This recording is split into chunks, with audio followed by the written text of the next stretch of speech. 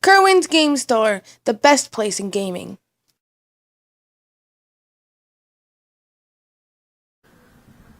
Alright everybody, welcome back. This is Alex Skanked, and I'm with Tyler Prenzo, the new commentator here, and we are watching round 3 here. Sorry for the late start on this. This is game 1 between Paul Regard on the right with the pink sleeves versus Andrew Benner on the left, and he's got the white sleeves. I don't know who won the die roll, so I think, yep, Benner got the die roll first, so let's wait and see what we got in terms of a deck here, so that way we can see what kind of a matchup we're looking at. Most likely Geargia. Yep, I'd assume. So, looks like we just had a set 3 pass. Alright. So, my assumption is this is a mirror match of Geargia's. You think because of the massive back row that and we the might... set monster Okay. on both parts, and there we go. Alright, you got one of the decks absolutely right. The question is it pure Geargia or Karakuri Geargia? With the massive amount of trap cards, I might be inclined to believe it's pure because there's more room, because they don't play the Watchdogs, the Birdman, or the Strategist that sometimes you see in the Karakuri builds. Alright, so we've got a Geargia gear that is chained, that is activated in what appeared to be the end phase, and we get a trap stun in response. So that's going to stop the Geargia gear from activating, and that's going to... He's still in his main phase. Oh, it's still main phase? Okay, I'm sorry, I did not catch that. Good catch. No, we... Dark Hold and hit an MK2. Oh, he can't. Trap stun. Okay. I caught that. Yep. Well, he can still activate it, it's just the chain's not going to do anything for the rest of the turn, so... That's unfortunate. That is an unfortunate misplay on Benner's part, but it allowed Paul to get a Geargia armor out of his graveyard, and he was able to flip it face down with its effect, pretty much allowing him the ability to start getting cards out of his deck and getting combo pieces together to build a good board. So Andrew's going to follow that up with a summoned Geargia Accelerator in attack mode. And I think Paul is debating whether or not he wants to do anything. The attack from the Geargia Accelerator goes through, and that's going to do 400 points of damage to Paul Regard, dropping him down to 7,600 life points here.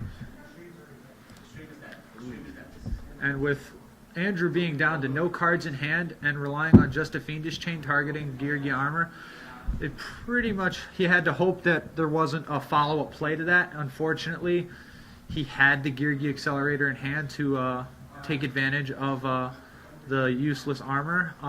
What do you think we're going to be searching here off the effect of Gear Giant X? Probably Arsenal, but I don't think it matters. Usually when it comes down to this, he can't do much.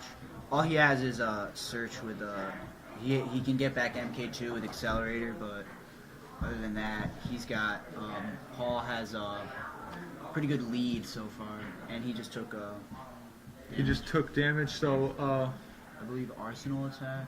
Arsenal, and right now Arsenal is at 1,700. So 300. So that'd be 300 over the... I imagine he attacked. Oh, yes. Yep, and he attacked again, and he attacked with... Alright. Yep. So I got Andrew Benner down to 5,000, and that's going to hurt, especially considering he was able to tribute the Arsenal, getting himself another Geargia armor, which he was then able to flip face down and allow him the ability to now have 2 searches on the next turn if Andrew didn't draw an out. So let's see what Andrew drew here. He's got the MK2, which he got from the Accelerator. Does Paul have a response for that, or is he going to let it go? He lets it go, retrieving the Accelerator, and he just passed his turn. So here we see the flip of the Geargia armor that was summoned last turn. You think we're going to see an Accelerator here to try and maybe press for another Frank 4 play? Okay. Yeah, most likely. That is exactly what we're going to do here. There's not much Benner can do right now. Unless he drew something like a Mirror Force and Paul walks right into it. I don't really, like, I'm with you. I don't really see how he has an out. I mean, if he had the Fiendish Chain, I assume it would have been activated to try and prevent probably the Gear Giant search, only because that's the much bigger attacker. So.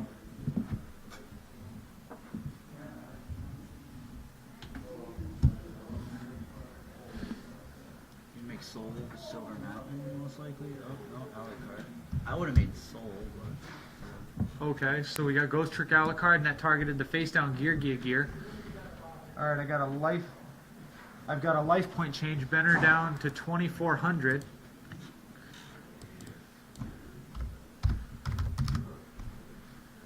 So... How'd that happen? I'm trying to figure that out myself. Warning. Oh, there was a warning. Okay, that's what did it. All right. So the Gear brought out Gear Gaiano and Gear MK2 and just made him level 4, put him in defense mode to give himself a little bit of protection. But it looks like Paul Regards built himself a pretty stable amount of advantage. So it looks like he detached from the Gear Giant to re-add the Accelerator, and he just specialed the Accelerator right back to make another Gear Giant, allowing him again another Accelerator from Grave, which is just going to give him another rank 4 exceed here. And I'd say if Benner does not draw Dark Hole, it's probably going to be game for him, because he'll probably end up using this search to get himself the MK2, so that way he has a follow-up play if in fact the Dark Hole does come down on Benner's side of the board. There's 1,300, knocking him down to 11, and then the other 3 monsters should be able to clear the defense mode monsters with little trouble. Dark Hole wouldn't even save him at this point, because Megons are all floating. Yeah, because they're all gonna special summon from Grave once they go. He could possibly, if he has Dark Hole, that'd be a miracle, but... And it looks like Andrew just scooped it right up, realizing he had no way to fight back from a board of 3 Gigan X and a Ghost Trick Alucard. So we're going to give you a commercial in Game 2 and before Game 2 while they side, and we'll check back with you guys right at Game 2. All right, welcome back. This is the start of Game 2 here, and Andrew Benner is going to start off first. We now have the decks they're playing. Benner is playing the Gear variant with Karakuri monsters. It's a very explosive deck, and it'll allow for more OTK potential at the cost of just a little bit of consistency. While Paul Regards appears to be playing just the pure Gear variant. So getting to the gameplay here, what do you think about the sided Nobleman across out targeting the Gear armor? Do you think that Nobleman's a good card for that right now? Yeah, I'm sure he wished it was Mind Control, because Mind Control in the Gear mirror match is basically your GG. But Nobleman's pretty tough, because they play 3 Call of Haunteds, but they can't bring back a Gear armor if it's banished. So that's pretty unfortunate for Andrew. Yeah. First turn too.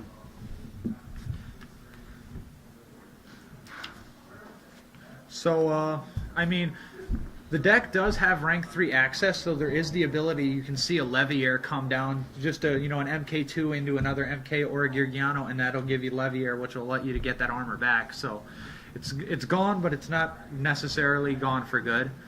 So we see right now we had an exceed attempt, and there's the mind control you were talking about. And actually, to bring up the mind control point, in round 1, we actually, when we were covering Georgie Orlando, he had the first turn mind control to take Woolheater's face down Geargi armor, which allowed Joe to combo out and really take control of that matchup. So, see, the tough thing with that is you don't want to do any back. You don't want.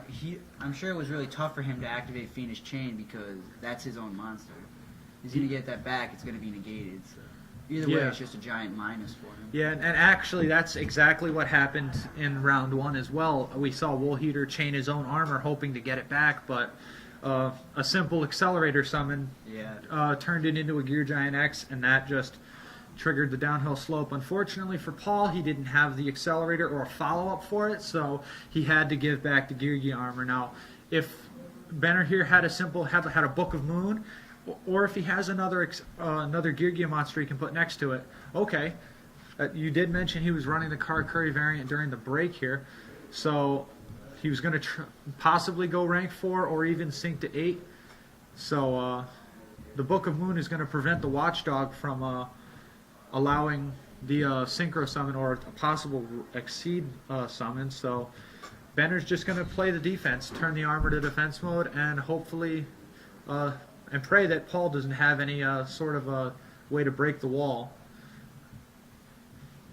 So we see the flipped Agirgia armor going for Accelerator. So that's got to tell you we're probably going to see a Agirgan drop here, possibly trying to attack through the Agirgia armor. Wouldn't you think? Yeah, most likely. If he has any level 3s, he could Alucard the set or even the Watchdog and just push for more damage. You mean like level 3s in his grave? Okay. Or in hand, but right. He doesn't have any cards in hand. Okay, so we see Extinction Knight come down, which has pretty much revolutionized the game and the way we think about card advantage now, because it'll allow you to just come back from advantage. Like, you just saw pretty much Paul take away any advantage on field that Benner had, and he was able to then follow it up with his normal summon of Arsenal, which is going to turn into another Girga armor, which is just setting him up for a fantastic next turn. Let's see if Benner has any kind of an answer for that, or if he has any kind of a reply play. Okay, we see the summon of MK2, which is going to give him an armor back, and he's just going to pass turn. You really want to be careful when there's an Exciton Knight on the board, because you don't want to battle with it while it has material, because it'll just reactivate its effect in the battle phase and cost you any cards that you might have. So we got Paul here focusing on his grave, trying to decide what he's going to do. You think he's trying to figure out if he wants to use Girgan X to go from grave, or what he's probably going to do is he's probably going to MK2 tribute for Girgiano, make a Alucard, destroy armor, and just attack. That's all he needs to I do, think really. that's exactly what he's doing. You think you hit the nail right on the head there. Yeah. And there it is. There's not much for Benner to do at this point. He's just going to attack with all that reset armor. Yeah. All right, so the MK2 is at 1,000, so we got the 1,100, so that's 100, 1,900, 3,700 damage total. 38. 38? 19, 100, and that's game anyway. That's game? Okay, so before I even have the ability to start changing the life and moving on, we see Benner scoop the game up, so it looks like Paul Regard is just going to win this match 2-0, and it looks like they are now just going to discuss how they sided for one another, considering this is a matchup of two decks that are very much similar, but also very different. So with that being said, we are going to step away for a minute, and we'll get back to you with round 4, and possibly, if I can, get an interview with the winner of the match. So we'll see you later. Alright, so I'm Tyler Prinzo. I'm here with... My name's Paul Rhaegar. Alright, so you just won a feature match against Girgia Karakuris. You're Yep. playing pure Girgia? Yep. Why'd you choose that deck over Girgia Karakuri? I know that the Girga Karakuri can OTK, but you have to draw those tuners, and they kind of suck. Yeah. So you can't really do anything with your hand, and the deck's kind of normal summon centric, and with all those extra normal summons, it just clogs up your hand. Like, I'd rather have a low monster count and be able to set a lot of back row. And you're 3-0? Yeah. So, what were your first 2 matches like? Round 1, I played against Fire King, which is a tough match game 1 for me, but after that I can bring in all the hate, all the removal from play cards, and it's no problem. So I won that, and then I 2-0'd Evil Swarm. Yeah. Your side deck, you sided Nobleman? Yeah. How many of those did you side? 1. And you drew it? I did. And the mind control? Yeah, I main the mind control. Did you open the 2 of them though? No, I ripped the mind control. Alright, yeah. That was game changing. Yeah, it was busted. I think I still had him, because I had my armor search, and he wouldn't have had his armor searched, because I could have MKT and done some tricks, but... How do you feel about the mirror match? It's pretty good. I mean, it's obviously the race to armor, or gear to gear. But other than that, it's not too bad. I mean, I main a lot of cards for it. I mean, 3 Blackhorn, I mean, 7 Tools, the Bandit, I mean, Needle Sealing. I have a lot of cards for it. There's a lot of gear use today. So do you feel that with all those cards in your main deck that you will persevere? I mean, I hope so, but a lot of those cards are bad against a lot of the other matchups. Like, I played Fire Kings round 1, and most of those cards are terrible against Fire Kings. So I was sitting there with like 4 or 5 cards that were just irrelevant in the matchup.